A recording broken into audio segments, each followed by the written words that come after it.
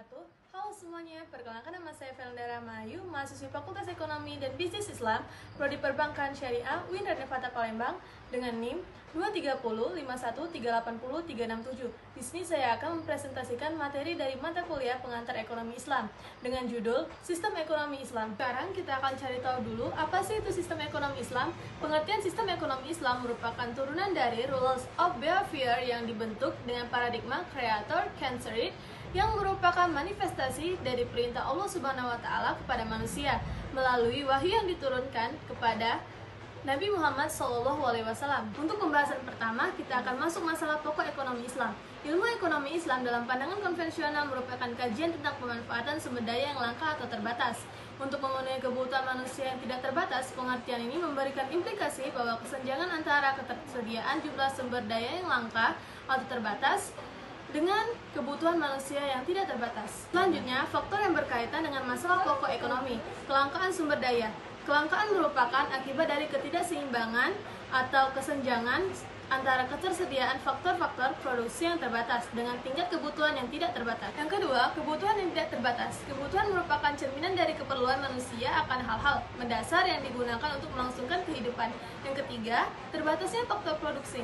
Faktor produksi merupakan sesuatu yang telah ada atau diciptakan oleh manusia yang dapat digunakan untuk memproduksi barang atau jasa. Bahasan selanjutnya, karakteristik ekonomi Islam. Menurut Kamus Bahasa Indonesia, istilah karakteristik diartikan sebagai mempunyai sifat khas sesuai dengan perwatakan tertentu. Dari pengertian tersebut, karakteristik dapat dipahami sebagai suatu keistimewaan atau kekhususan atau ciri khas yang dimiliki oleh suatu entitas tertentu yang membawakannya dengan entitas yang lain. 4 karakteristik ekonomi Islam. Yang pertama, ikhtisar rabani merupakan ekonomi ketuhanan. Yang kedua, ikhtisar akhlaqoni merupakan ekonomi akhlak. Yang ketiga, ikhtisar insani merupakan ekonomi kerakyatan. Yang keempat, ikhtisar wasatani merupakan ekonomi pertengahan.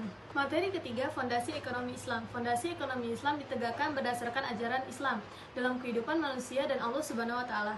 Fondasi ekonomi Islam lahir bersama dengan munculnya Islam dan merupakan bagian integral ajaran Islam itu sendiri.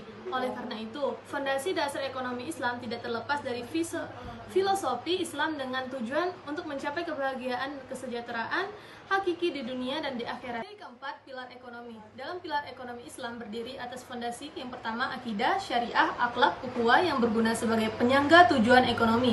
Pilar dapat digunakan sebagai alat ukur kokoh tidaknya bangunan ekonomi, mulai dari level, individu, instansi maupun sistem. Yang kelima, tujuan ekonomi Islam. Tujuan ekonomi Islam tidak bisa lepas dari tujuan penciptaan manusia di muka bumi ini.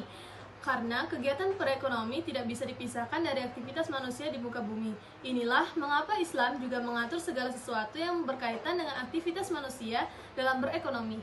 Yang keenam, prinsip dasar ekonomi Islam. Prinsip yang dimaksud di sini adalah sebuah landasan berpijak di mana kerangka dan konsep ekonomi Islam dibangun atas dasar tersebut.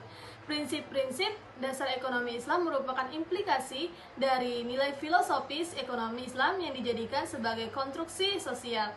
Dari perilaku ekonomi, nilai-nilai filosofis yang terkandung dalam ekonomi Islam merupakan fondasi dari munculnya prinsip-prinsip ekonomi Islam yang menjadi acuan dalam seluruh aktivitas ekonomi Islam.